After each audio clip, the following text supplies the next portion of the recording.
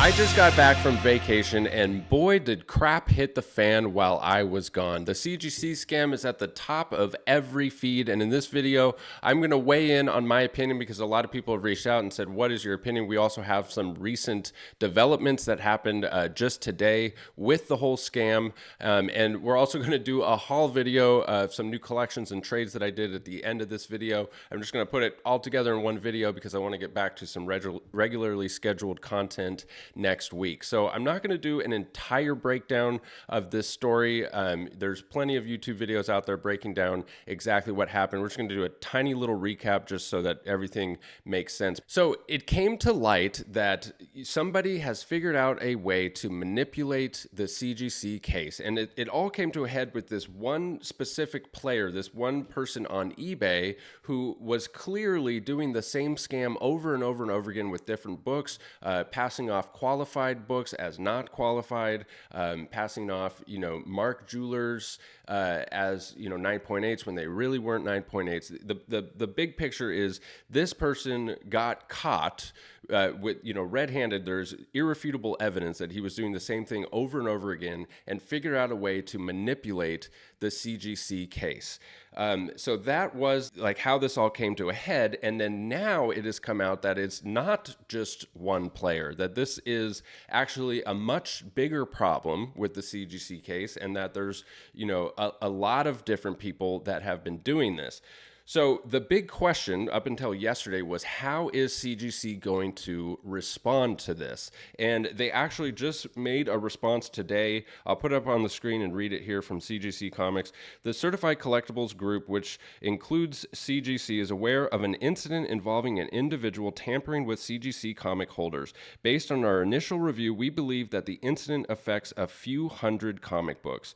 CGC exists to protect the collecting community. In the last 36 years, we have certified more than 85 million collectibles, each one backed by a comprehensive guarantee. The trust that we have built with our community sometimes makes us a target of bad actors, and despite our vigilance, this individual tampered with some of our holders. If you purchase one of the books that this individual tampered with, we will ensure that you are appropriately compensated for losses arising from any failures in our services. We expect to share a list of books that we believe are impacted as soon as possible. We have also retained a leading private investigative service and outside counsel to conduct a comprehensive review of this incident and our processes, and to help ensure that this individual is held accountable to the fullest extent of the law. We have already made significant improvements to our processes as a result of this incident, and we will continue to take appropriate steps to help ensure that this type of incident does not happen again. We expect to share more information when we have it. In the meantime, if you have any questions, you can reach out to us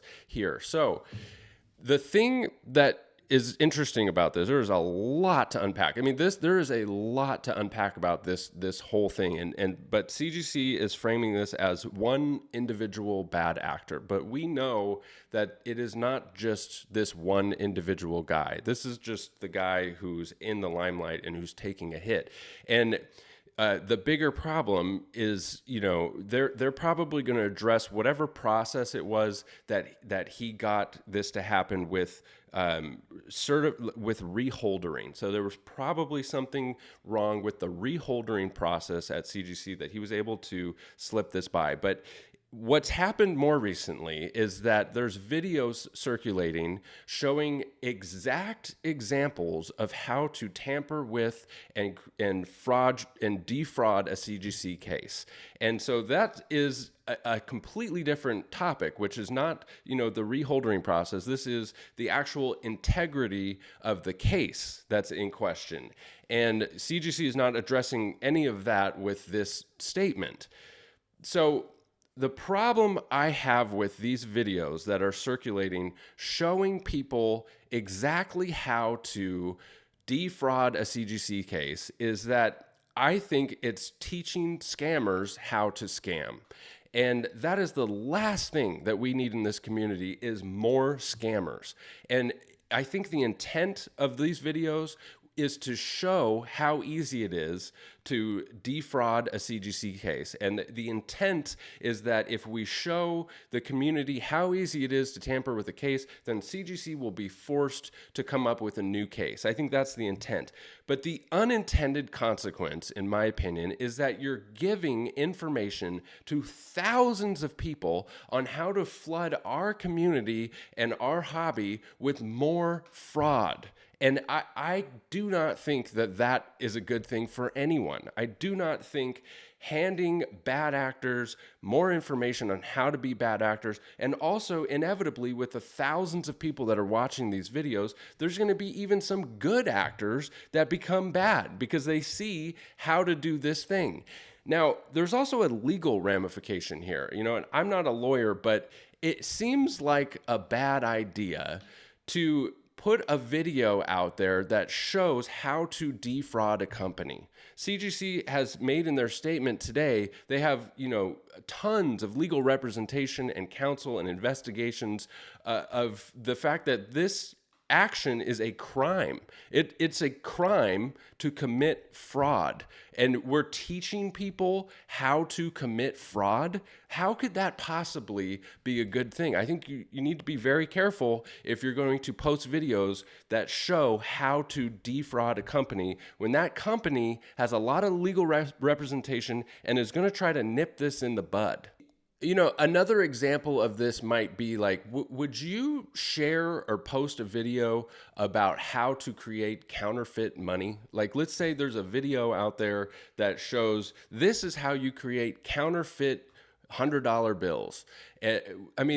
Nobody would share that, right? Or maybe it is legal. I don't know the legal ramifications. Maybe it is legal to make videos that show how to commit crimes. I don't know if that's legal or not, but in my mind, it does not sit well with me. I do not agree with it. I do not think we should be promoting videos that show how to commit crimes, especially when the victims of those crimes are unsuspecting members of our community. That's what gets me so much about it, is I'm very passionate about people in our community getting scammed. I've had good friends get scammed. I've had people, this one individual reached out to me last year that their grandma got scammed out of $150 because of one of my videos. The scammers were hitting my comment section. They were pretending to be me, and they're sending links out saying, hey, you won a prize. Click this link and pay $150 for shipping, and we'll ship you the prize. It's just a complete scam, a very common scam on YouTube. And someone reached out and said that their grandma in Puerto Rico clicked the link in my video and was out $150 that they did not have to lose. And that just really stung that my content indirectly affected this sweet grandma in Puerto Rico. Okay. And that was an indirect result of fraud. Now you're going to post a video directly showing people how to fraud. It doesn't sit well with me. I can't get behind it. And I think we need to be really careful what we put out there in our community. So this story obviously has a lot more to unfold. We still have a lot to see from CGC. I personally would like to see a new case. I mean, clearly the case is inadequate, and there can be some very simple steps made to increase the integrity of the case. I've been calling for a new case for a long time because the inner well does not fully protect books, and they're putting sometimes books that are worth millions of dollars in this 50-cent piece of plastic that can damage the book, and it can be like irreversible damage from some of the most important iconic pop culture pieces of history. I've been calling for new cases from CGC for a long time. I am not a CGC fanboy by any means. I have a long list of grievances with them, and the case has been one of them. It needs improvement, and so we'll see how they respond. I think they will respond well, if I had to guess, because there's a lot riding on this, and there are easy fixes, and so hopefully we get there sooner than later. And let's just be really careful about how we get there, okay? Because we don't want to, have members of our community pay the price to get there if we can avoid that, if that makes sense. So thanks for listening to my rant. I will continue to comment on this if more information becomes available. I'm not like a current event guy for YouTube. I have a 5-year-old kid. I'm running this business. I just don't have time to like keep up on current events and post videos right away. So I'm not going to be like covering this, but if I have something that I want to add, I'll definitely weigh in when I have something to say. With that said, we had a lot of new collections and trades and stuff that came in, a lot of exciting new inventory and awesome stuff. So we're going to flip the camera around and go over some of this new inventory. You can find it at brycecomics.com. You could use code COLLECT10 for 10% off all in-stock items. That code is always active. We also have a monthly giveaway over there. If you sign up for the newsletter, you'll get notified of new inventory and get entered to win a free slab each and every month. We have a giveaway here on the YouTube channel every month. This month it's a Mark Jewelers. We're giving away Mark Jewelers. Kind of, it just seems like everything, in light of this is just bad timing. But, we do have an awesome giveaway here on the YouTube channel. If you subscribe, comment, and like, you're entered to win that as well. Let's head over to the shop and take a look at these books.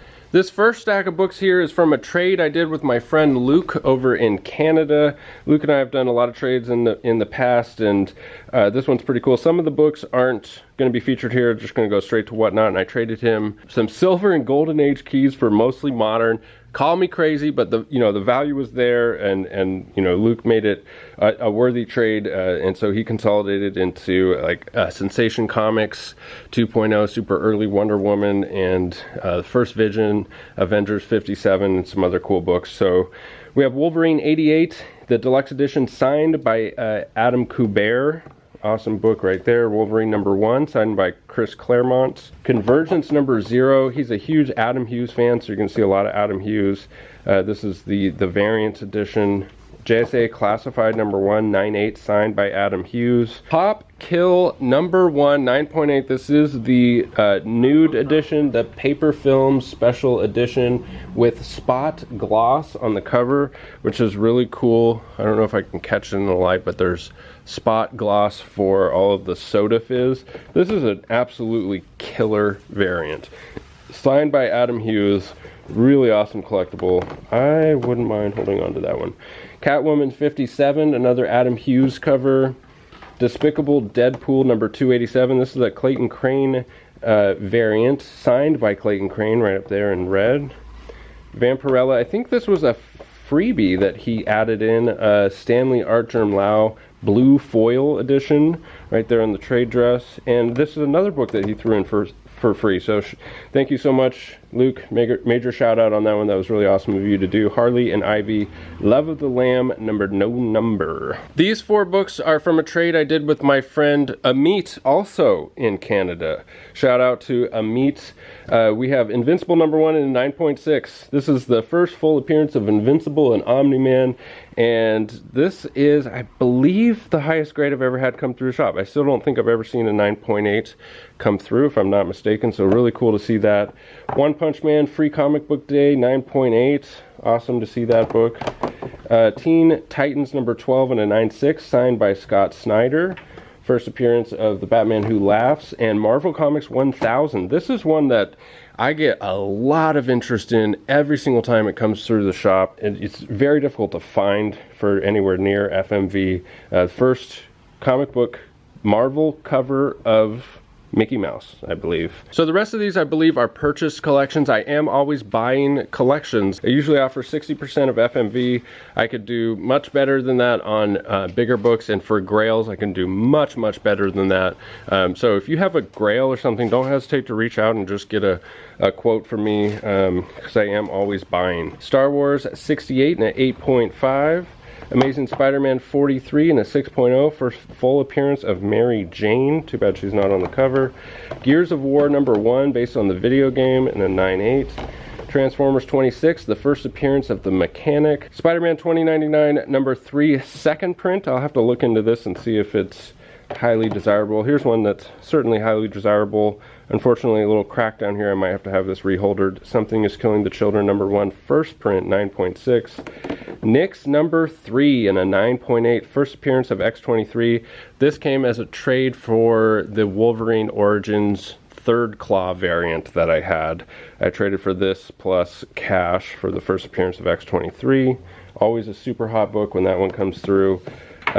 Something is Killing the Children, number 7. Amazing Spider-Man, number 61, the first Gwen Stacy cover. Giant Size X-Men, number 1, custom label in a 5.5. Always fun to see this book, no matter what. New Mutants 98, 9.2, white pages, newsstand edition. First appearance of Deadpool. Wolverine, number 1, and 9.6.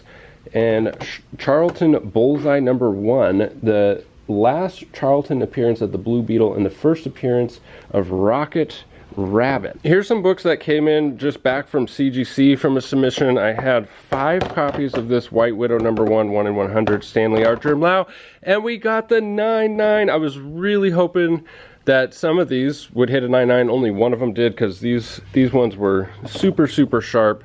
Really cool to see this in a 9.9, a 1 in 100 Stanley Art Germ Lau. This came back from Reholder, Incredible Hulk 340, 9.4 whites, second print Ultimate Fallout 4, and Amazing Fantasy number 15 in a 9.8, the first appearance of Amadeus Cho. Werewolf by Night number 1 in a 7.0, X-Men 121, the first appearance of Alpha Flight, 9.0 white. X-Men 94, 6.0 white pages, nice edition on this one. Second appearance of Nightcrawler, Storm Thunderbird, and the new X-Men Begin. X-Men 35 and a 4.0, first appearance of the Changeling. X-Men 14, a 6.5 white pages, first appearance of the Sentinels.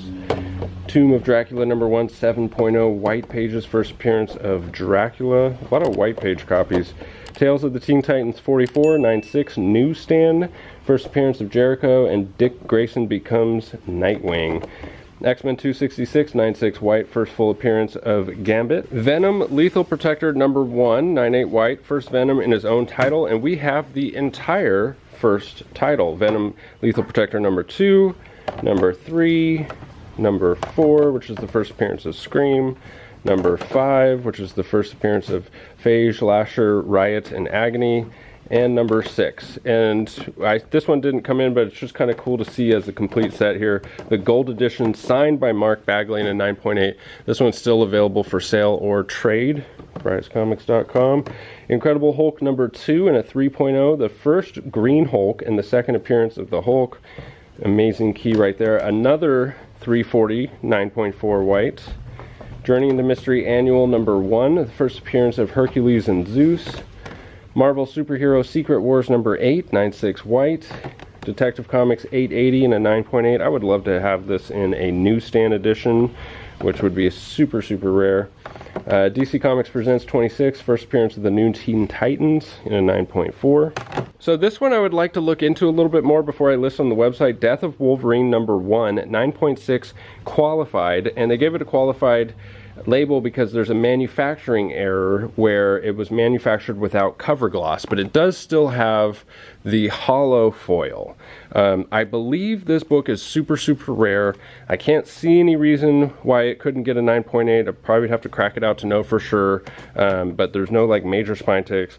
Could be a really cool gem of a collectible right here, especially if you can get it in a 9.8. Fantastic Four number 3, Stan Lee written on cover in marker. I just noticed that. So we called CGC, and their brand new employees that know nothing about comics were of absolutely no help. So we reached out to the big guns, Ryan at Automatic Comics, and he gave me the information that makes sense. In this case, it's still got a 3.0 because they treated the signature as writing on the cover. They just notated on the label that it says Stan Lee because it's very clear that that is the writing on the cover. So maybe this book would have got a 3.5 or something, and because of that writing on the cover, it got dropped down to a 3.0. Or maybe it didn't affect the grade at all because it was a low enough grade. If this exact same example was a higher grade book, like a 7.0, it would get the qualified label and a 7.0. And you can also request that it gets the blue label and that they treat the writing as a defect. So if it was a 7.0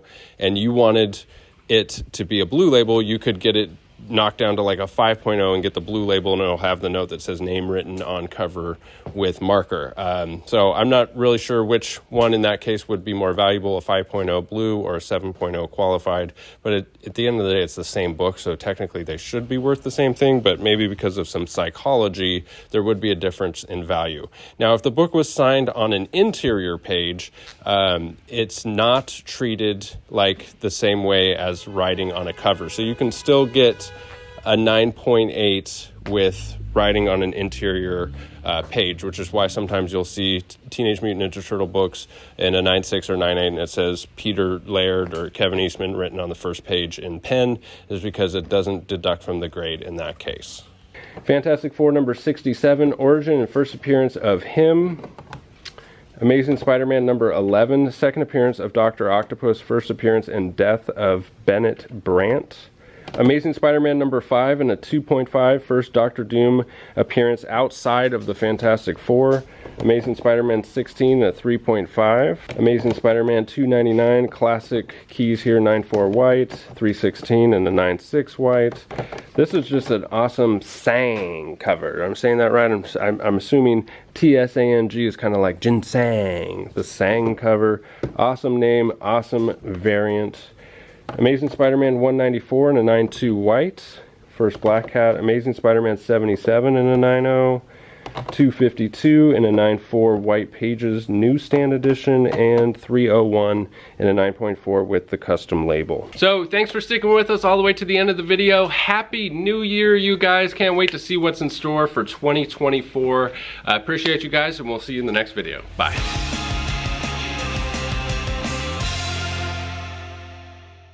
X-Men 35 in a 4.0, the Spidey Badunkadunk. Oh, nope, that's not that. X-Men 35.